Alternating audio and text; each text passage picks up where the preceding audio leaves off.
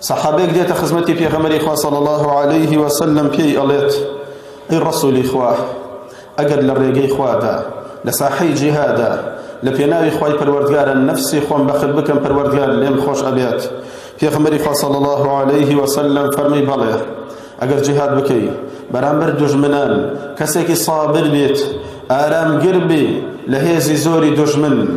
نترسيد پشتیان هم لی هم نکی روبرویان بیتەوە تا ئەو کاتەی خۆی پەروەردگار شەهیدیت بە قسمت ئەکا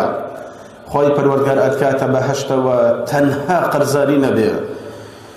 فإن جبريل قال لي ذلك جبريل أو بيراجعهم كخوي پروردگار لقرزكان تام خوش نابيت بلكو كساني كوامردون وقرزار لدنيا دانا يا دعوتها هوليان بو نداوة في غمر فرمي صلى الله عليه وسلم نفس المؤمن معلقة بدينه حتى يقضى عنه روحي مسلمان ناتشة بهشتوا راء جيلاد لناز نعمته خوشي بهشت بيش أكري أجر صدان صالو هزاران صال لجياني برزخا بيت